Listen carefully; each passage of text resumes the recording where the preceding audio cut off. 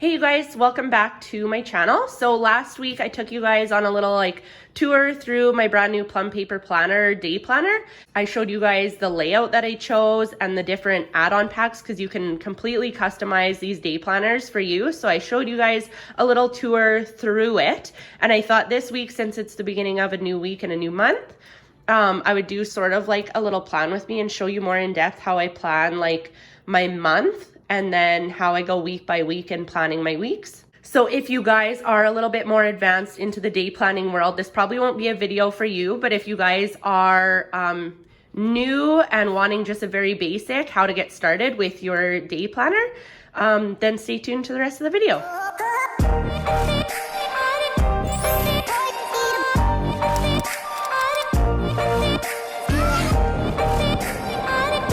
Okay, so like I said, I'm not going to take you through all the additional pages and things like that.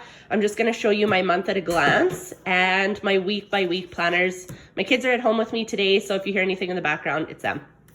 Okay, so first of all, I toss every single thing. Like this is just like the catch-all. My month at a glance is where every single thing goes. If I have something so we're in December, if I have something going on in January, I will quickly just toss it into my January month at a glance and just keep doing that as things come up ahead of time.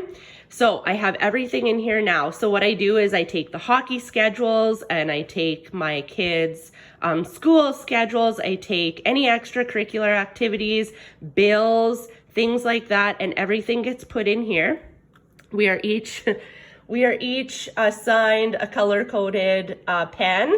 I just recently bought these friction pens, so they are erasable pens. I'll just show you guys this. It's pretty sweet.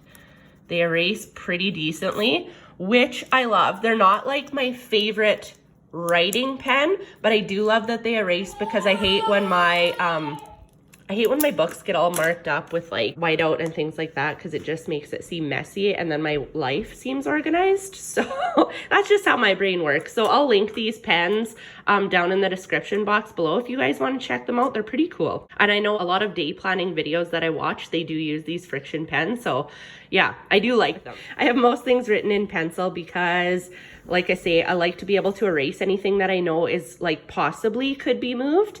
But anything that's set in stone, like my bills, I've wrote them out. So those are my bills in pink. Any of my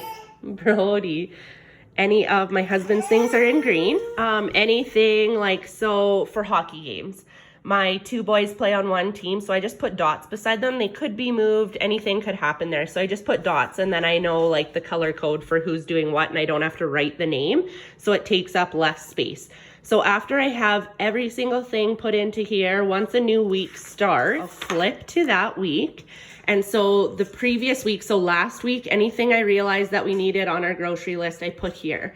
And I've just been doing my grocery shopping only on Mondays, getting everything we need. If I don't get it, it gets put on the next grocery list to get next week, and that's been keeping things really organized for me and less chaotic. Obviously I have to run to the store and get milk and things we use up more than once a week, but for the most part that's what I've been doing. So then I showed you guys this whole layout that I chose, so you guys can check that out, like I say, in my previous video if you haven't seen that. But you can customize these titles. So I have these in different blocks. So it's kind of like a block scheduling type deal. So 9 o'clock, my kids are all off to school. So 9 o'clock to 12 o'clock is when I get my home things done. So anything that needs to get done around the home projects, dishes, laundry, anything like that. Anything that needs to get done work-wise for me, because I work from home, I do from 12 o'clock until 3:30, and 3:30 is when my kids get home from school, so that's when all the extracurricular things start, and any family time I'm going to do in that. This layout and organizing my life this way has been super helpful in keeping me sane.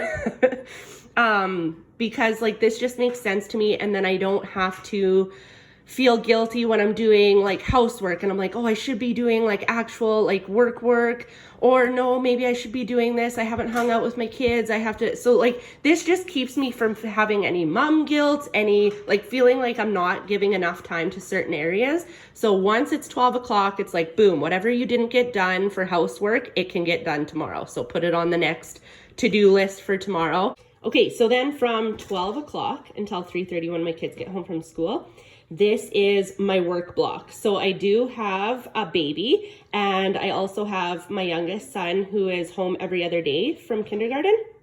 So this is usually where my baby will nap. And then this is quiet time for my son on days when he's home. So I'll either set him up with like a coloring book or something like that, or he'll just quietly read or quietly play by himself. So that's why this is a perfect time for me to get anything work related done here. It's undivided time for my kids and family at this chunk of time. And this is seeming to be working really well for me. After that being said, with my time blocks, sometimes things don't fall in those particular orders. Like sometimes things need to be done not within that time block.